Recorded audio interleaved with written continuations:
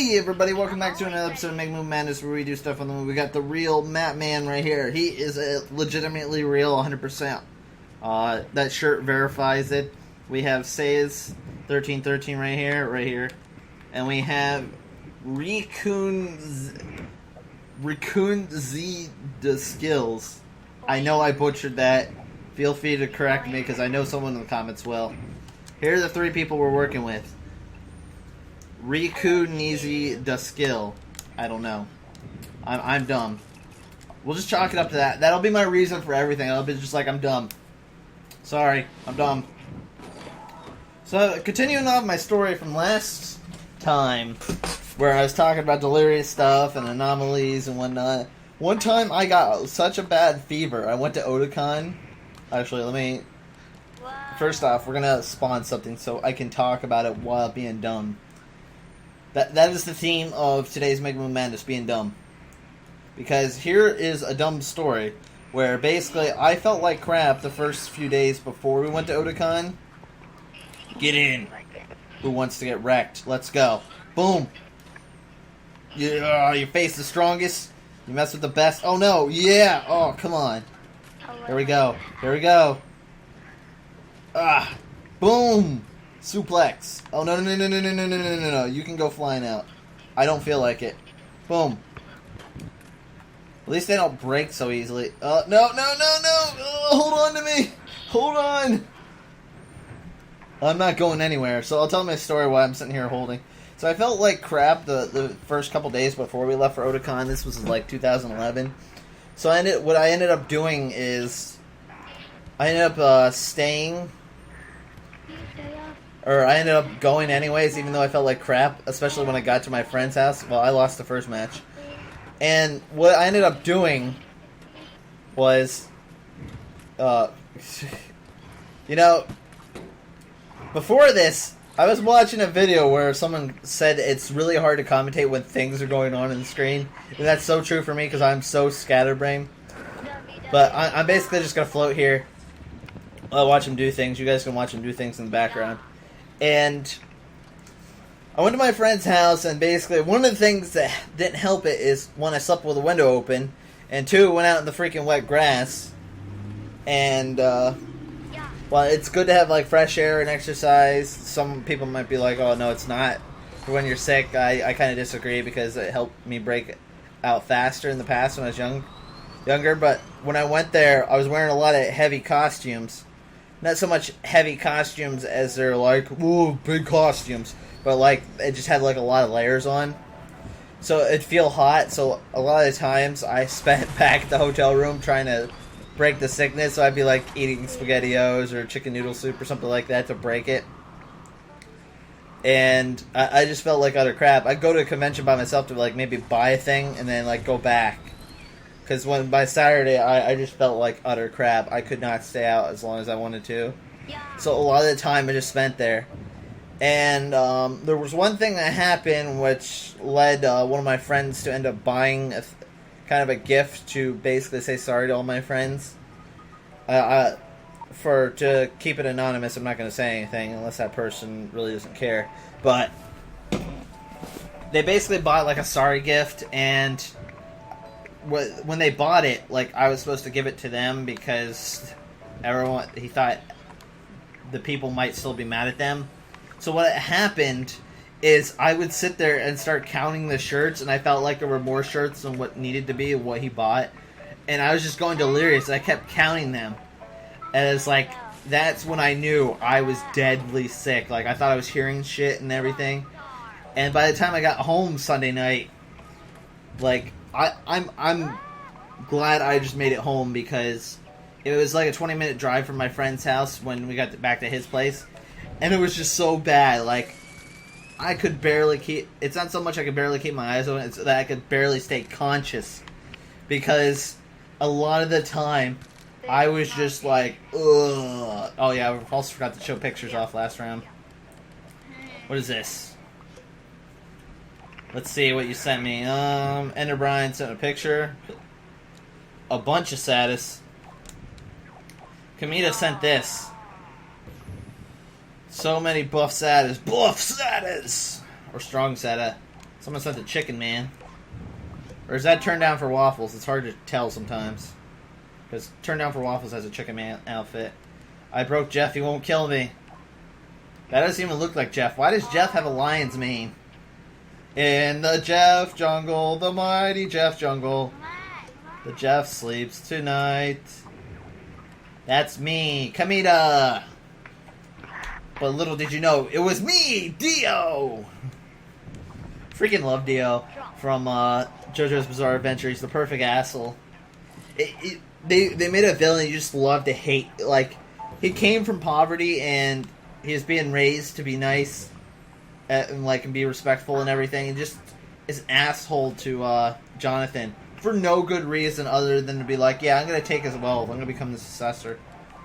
He could have just like had a good child life and whatnot and made something of himself, but no, he's like, I decided to be an asshole instead.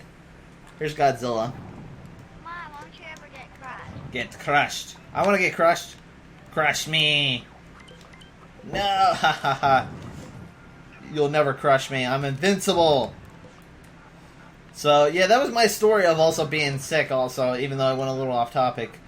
So, if you ever have like a large fever, a really bad fever that like spikes to 104, don't ever like go to any conventions. Like, even if you're in charge of a hotel room or something, just like tell the hotel room at the last minute, it's like, hey, I can't come, can someone else check in for me? And be like that. I mean, it is just so bad. Like, I didn't want to let anyone down, but I ended up going anyways. And just spending a lot of the time in the hotel room, sleeping on the floor, mind you. Because that was really good for being sick. I just didn't want to, like, be sick in someone's bed and get someone else sick. Because I felt really bad. I also bought a lot of cosplay stuff. Which, despite me blaming my friends for, someone threw it out. They were like, yo, you shouldn't have put it in a trash bag. Like, what else was I going to carry it in? It wasn't going to fit inside my bag. It would have ruined it completely. But maybe I should have just put it in my bag instead. That way I could have still had it. So that kind of turned off cosplay for me for 1 year because of that.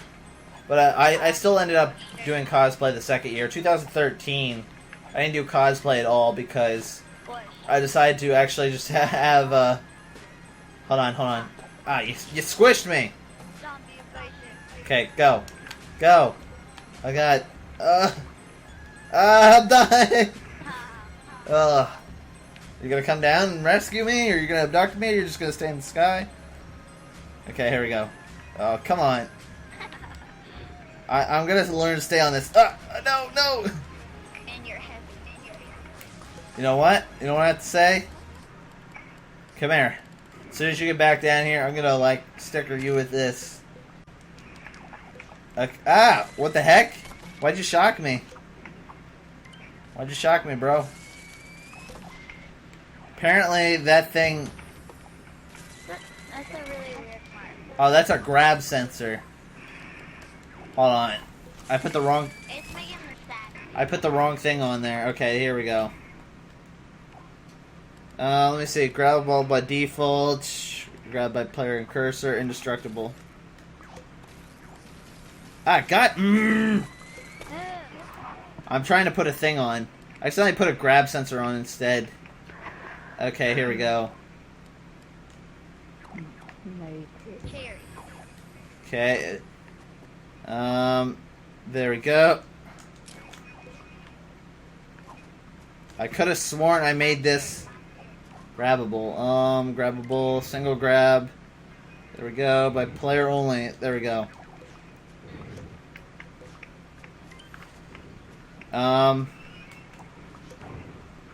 Okay. There we go. No! There, I got it. I'm grabbing. I was hoping by grabbing it, I'd be able to... There we go. Maybe I needed 2 material tweakers. Because I couldn't grab it initially, so I couldn't turn on the grabbability of it, even though I was trying to grab it as hard as I could. Like, the best I ever was. Also, let me know if you guys like my stupid stories or random crap I say on Mega Moon Madness as far as, like, telling stories of, like, what's going on. Because I feel like Mega Moon Madness is the only thing I can sit there and legitimately have the leeway to say whatever, because there's not much going on after I show off all the objects, other than, like, background stuff. See, this is pretty much like a podcast in a way, where I can sit here and talk about stuff. What is this person doing over here? Whip him. That sounds kind of kinky. Where I'm basically saying the kind of stuff. Skateboard! Skateboard, come back! I want on! Okay, let's go. Let's go. Okay, fine, this way. No, don't let him on! Run! Oh, push him out of the way. Yeah, that's what he gets. Do I look sad? Does this look like the amused face? Ah, he's coming after us! Run! Run! He's coming after us! Run! Oh, he's coming back that way! Run! Do a flip! Do a flip! Yeah! Boom! Oh yeah, look at this! You come back here. Nope, flip! My bicycle. It's not a bicycle, it's a skateboard. It's mine. Fine, you can have it. Stop grabbing me. Fine, you can have the skateboard. Wow. Wow. That's rude. Ah. Yeah, stopped him. Okay. He's like, if she, I don't know if that's, I'm pretty sure that's a she. She's like, I can't have it, no one can. Also, another topic I was talking about, I think I was talking about, yeah, I'm pretty sure I was talking about in this episode, because I was, like, tongue-tied also. As I was in the last episode, too. I remember Pogo Stick from a different episode. Pogo Stick is amazing. I can pogo and talk at the same time. It's amazing. I have it too. Whee! Here we go. But yeah, when you're recording and there's stuff going on the screen, or you're trying to concentrate on something, it's not as easy to deliver commentary, or basically find stuff to talk about that you want to talk about. Like, you can talk about what's going on screen, like, oh my god, it's like, stop punching me, stop doing this. Why is there a dinosaur? Dinosaur, please. Dinosaur, please. So it's not as easy. Some might be like, oh yeah, he's not funny, or during this part, or he's not talking a lot. That's because people are trying to concentrate during that part. They have to, like, if it's like a platform-heavy segment, or if it's something that needs to be done that requires a lot of concentration. The real Matman. What'd you send me? Then you're not gonna basically say much. What did he send me? Oh yeah, biker SATA. Biker SATA. Biker SATA on deck. That reminds me also of something I also saw. It was I think it was BACAA or something like that. Bikers Against Child Abuse Association or something like that. Basically, there's these non-profit organization of biker gang. It basically protects children from basically child abuse and helps them out. Like, say if something ever happens, like, call them, they'll take care of it. Now, I don't know exactly, like, if I'm pretty sure they contact authorities or basically confront the person and say, hey, knock it off with abusing your children. I'm pretty sure they're not like, okay, I'm going to give you a beat down now. Because violence does fix some things. Like, I mean, if someone's being an asshole, where the only way they're going to learn is by getting their butt kicked by someone bigger than them, yeah, then yes, that might work. But it doesn't solve every problem. I mean, there's other ways of solving it especially through talking. But sometimes talking doesn't always work either. Sometimes you have to associate fear into the mix to basically, especially when it comes to bullies, to basically let them know how it feels when they're inferior to somebody. Because that's the problem with bullies. They have that superiority complex where they're basically like, haha, I'm superior than you. Or they basically bully because they have something bad going on in their life. There's different types of bullies out there, but usually it's the superiority complex. Like, oh, I'm better than you. Like, you notice it especially with jocks. Because, like, oh, I'm on the football team, and I do this, and blah, blah, blah, and I get chicks and whatnot, and I just gotta make you feel bad. Because I have nothing else better to do with my life. You basically have to find something that makes them feel inferior, and then if they're smart enough and intelligent enough, they'll be like, wow. It's like, that feeling kind of sucks. This is how it feels when I bully him. But a lot of the time, some bullies won't be intelligent, where they'll basically be like, "What are you running?" Don't touch the bicycle. Okay, what? Okay, Link never had a daddy, so I don't know why he's crying. I do like the costume, though. Gimme. Where is the Link? I want the Zelda costume, though. Yeah, the Zelda costume. The Link costume. Someone's gonna give me crap. Look, that's the Link. That's not Zelda, you nerd. And we just talked about bullying. But the thing with the internet is bullying's become a lot more prevalent because people like to bully on the internet because they're behind their freaking computer screens and they're like, oh yeah, I can bully all I want and you guys can't do a damn old thing. What are you doing? Oh, you're making roads. You're making roads without me. I gotta show you what... Do you have a permit for this? Oh, well, I'll drop down. What do we have to get me around? Let's see. We have James's robot. James's robot. I also like how some of the people that I've had on the show before, like James and Shan, they're basically like they don't have aliases. I mean, they have the aliases of Shan Zenos and Kite 200, but I don't call them by that because, well, one of the reasons is because Shan calls me by my real name, like long before he even knew me, because he's like, oh yeah, what's your name? Could basically try to get on friendly terms, and I don't feel comfortable people using my real name until I get to know them, because I feel like I don't want to provide that disconnect, but at the same time, it almost seems like it feels like you think you know me, but you don't really. I don't know. It's weird. Can I blow off my own legs? Is this what this is coming to? Boom. Ah, crap. Well, I blew up myself. I hope you're happy. I'm back in the road. So, yeah, look. That's pretty much it. I pretty much ran out of things to talk about. I'm sure I have new things to talk about. Go get him, my fiend. Go get him. Oh shit. Go get him. Well, the alien robots can't... Wow, you just killed him. Killed him like he was not even anything. Okay, I'm gonna stay out here. Master Hand, please protect me. Press it for SATA. No. Protect us. Protect us. Oh, God. I hit myself. Master Hand, protect us. Protect us, Master Hand. What is this? The rainbow gun? Oh, there you go. Rainbow power. Have some rainbows. Run. It's going to get us. Block yourself. Camouflage. Actually, you know what? No. We fuse together to make rainbow powers. Here we go. Rainbow powers unite. Use this. I'll protect myself. Master Hand, keep us safe. Imagine you had to wield a giant robot and protect someone and also face someone at the same time. It would kind of suck. And then the villain would be like, you protect... Master Hand is waiting. Let's go, Master Hand. Let's go. Master Hand. Master Hand. And the villain just basically... Okay, let's go. Master Hand, take us higher. Well, you just killed us, Master Hand. Thank you. And the villain's basically mocking you for having to protect someone, but, like, morally, you're like, I have to protect this person.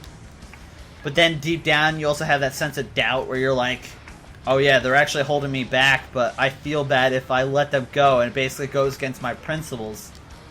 But it also depends on your sense of ethics and what you consider good and evil, and also what you consider SATA is the football. What you also consider just or efficient and stuff like that. So it all comes down to your code of ethics, actually, and my voice just cracked. Someone actually commented on that before. It's like, oh, your voice cracked there. And it'll happen once in a while. I don't exactly know what causes it where my voice just randomly cracks. I think it's if I'm in the middle of something, and I'll pause really quick, but then say something afterwards, and I think that's what causes it to crack. I think that's how it happens a lot of the time. I don't know. Well, anyways, we're going to end this episode of Mega Moon Madness. relatively short episodes of Mega Moon Madness, but lots of good stuff we've been talking about. I hope that you're following along with some of the topics. Gives us something to talk about in the comments below. And also we can see some nice creations, maybe some new creations in the future, some old creations. But as always, I'm Dragonic Fire, and I'm signing out. Have a good day.